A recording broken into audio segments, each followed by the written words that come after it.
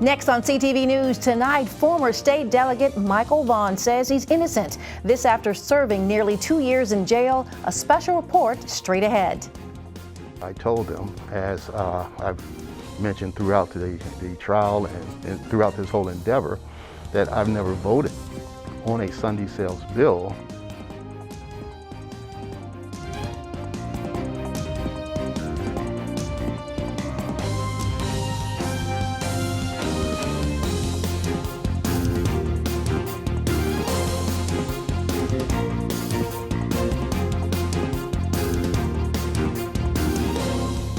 Good evening. This is CTV News. I'm Taylor Thomas.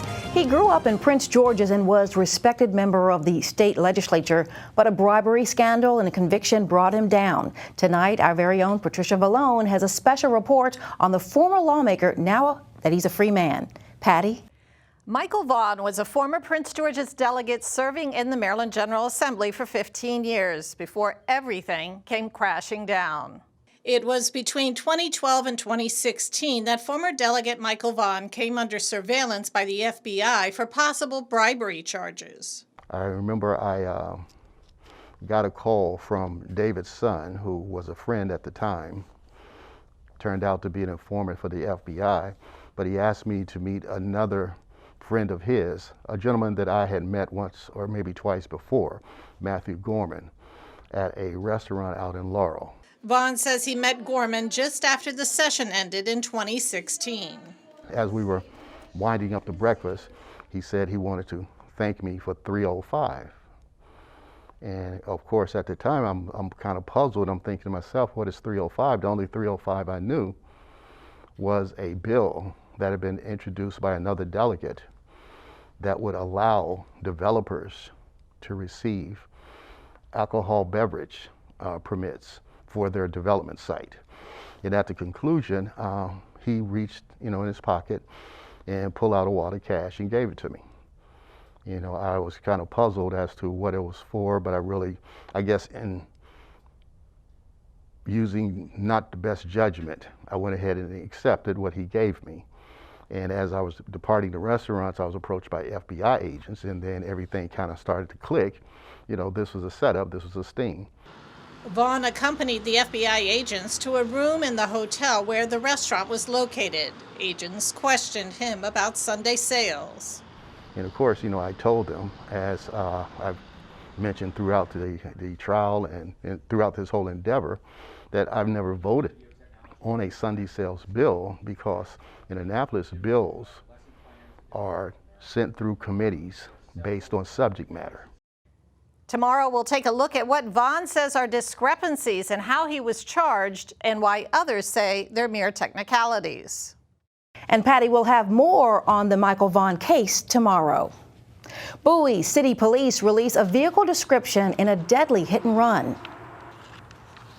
We are seeking a dark-colored Dodge Ram with damage to the front, specifically the grille and maybe the headlight. We need every information, every bit of information we could possibly get. If anybody sees a car parked alongside the road with damage matching that Dodge Ram description, if they see it driving, whatever they happen to see, we need them to forward that information to us so we can investigate and hopefully bring closure for the family. The August 11th accident happened after 11 p.m. at Route 50 and 197. The victim has been identified as 20-year-old Tatiana Raji Heredia from the District of Columbia. Now, if you have any information about this accident, you're urged to call the Bowie Police at 240-544-5770. Historic. That's what the Prince George's County Educators Association is describing a new tentative contract agreement with the county. Union officials say the 3-year deal addresses a broad range of issues. It calls for a 13% pay hike over 3 years. The pact also addresses tuition reimbursement, and teachers will also have a say-so in negotiating medical benefits. There will also be improvements in workload issues. All of it, they say, is aimed toward improving student outcomes. The rank and file is expected to ratify the deal next month. National news now. Republican Representative Liz Cheney loses the primary election to retain her House seat. Cheney, who represents Wyoming in the House, lost to Harriet Hegman, a Trump-backed candidate. Cheney was only one of 9 House Republicans who voted to impeach former President Trump after the insurrection. Meantime, Mike Pence is calling on fellow Republicans to stop attacking the FBI over the agency's recent search of Trump's Mar-a-Lago residence. You're watching CTV News. I'm Taylor Thomas. Coming up, Prince George's getting millions in grants to upgrade its transit fleet. The story after the break. My advice to all the fathers out there, they grow up way too fast for you to waste even a single precious moment. Welcome back. Prince George's is awarded $25 million in federal grant money to combat climate change and bridge new infrastructure to the county. The funding, which came from the U.S. Department of Transportation, is a part of the new bipartisan infrastructure law. With the money, the county has launched Proud to Charge, which is the county's zero emission and transportation sustainability initiative. The county plans to buy 20 zero emission buses, install bus charging stations, and modernize its bus garages. The main goal is to transition our fleet from diesel to zero emission vehicles.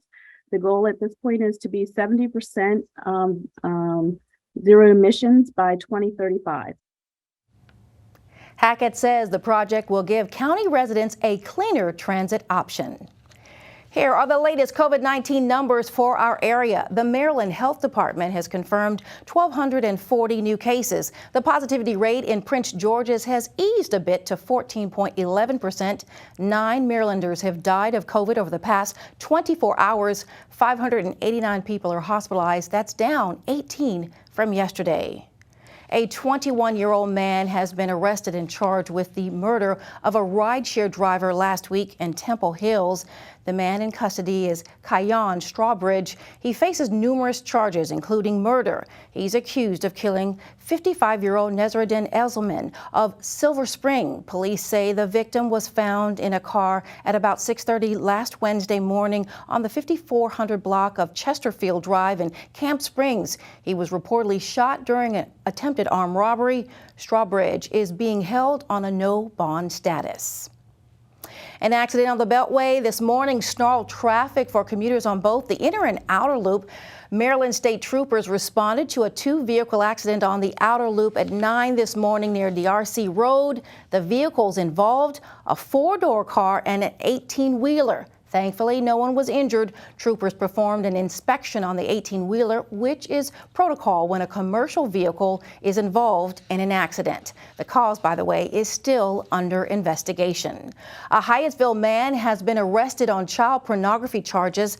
The suspect is 24-year-old Erlin Jimenez. State police say they served a search warrant at his home last Friday and found child pornography images on electronic devices. Jimenez has been charged with 7 counts of child porn and 1 count of distribution of child pornography. He's being held at the County Detention Center on a no bond status. And coming up later on the news, your Wednesday favorite, the Pet of the Week. Stay with us.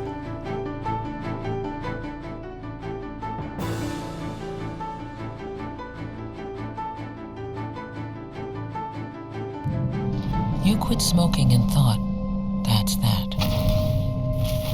But here's the thing about lung cancer. By the time you see the symptoms, it could be too late. But now, there's a new scan that can detect lung cancer early when it's more curable. If you smoked, get scanned. Talk to your doctor or learn more at savedbythescan.org. When I was 10, my mom got deported. We had a difficult time, and I feel that's why I didn't get to finish school. My husband is really supportive in a way that he pushed me to go back to school. She wants to have a career so her kids can look up to her. They both keep me motivated to go to school, and they see that if I do it, like they can do it too, you know? I feel that everything's possible. Find free adult education classes near you at finishyourdiploma.org.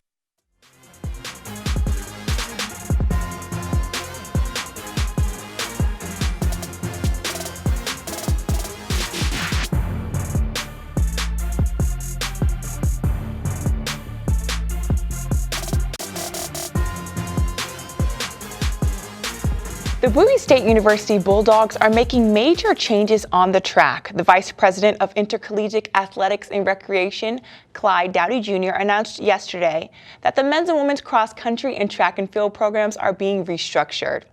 Longtime BSU coach Michelle Red Lattimore will no longer coach the program, and a national search has started to find a new coach for the teams.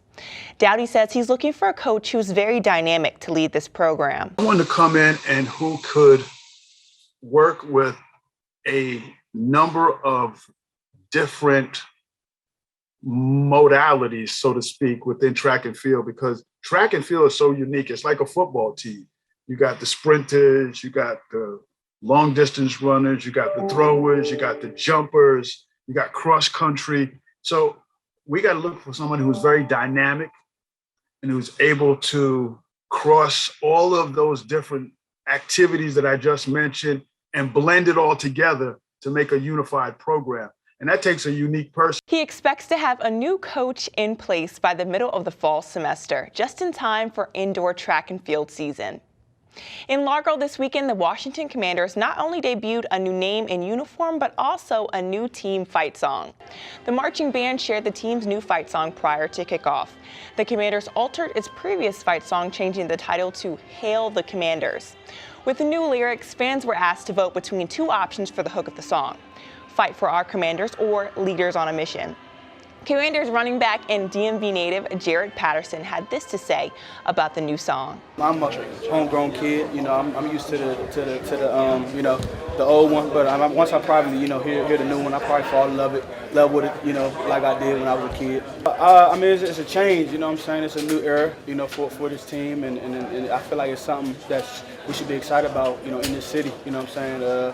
You know, bring the tradition back, you know, where it used to be, and that's what we're trying to get done. Now, in the world of women's basketball, the Washington Mystics begin their postseason tomorrow against the Seattle Storm. The Washington Mystics come into the series with the best defensive rating in the WNBA, but Seattle's not far behind. This is going to be a very interesting game because these teams are very evenly matched.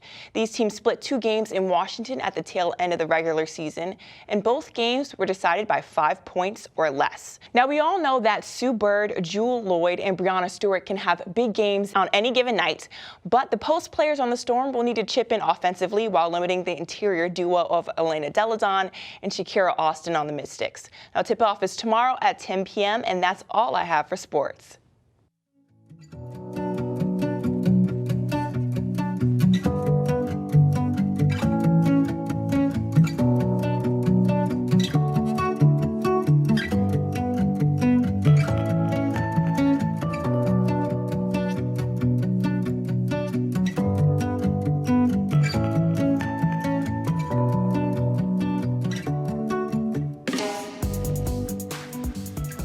All right, it's time to meet our perfect new pet of the week. Meet Birdie. She's a 4-year-old black and white short hair. Animal management says she is very friendly and loves attention. She would do great in any home, children even. She's very friendly. She loves attention. She'll kind of chirp at you when you start to come near. She's very calm, but also likes to get loves and likes to get pets and cuddles. If you would like to adopt Birdie or any of her furry friends, you can call 301-780-7201 for more information. Let's get a quick check now on our weather forecast tonight. Scattered thunderstorms with lows near 62. Tomorrow, mostly sunny, highs around 85. Friday, mostly sunny, and again with highs near 87 degrees. Saturday, a chance of showers and storms in our forecast with a high around 82 degrees. And now for our community calendar. What better way to end the summer than with a pool party? Parks and Rec is hosting a summer closeout pool party. The event is for ages 12 to 17. The party will be held this Saturday, August the 20th, 5:30 to 8:30 p.m. at the Allentown Splash Park. This is a party you surely do not want to miss. And that's a wrap up of CTV News for now. Thanks for joining us. I'm Taylor Thomas. Good night.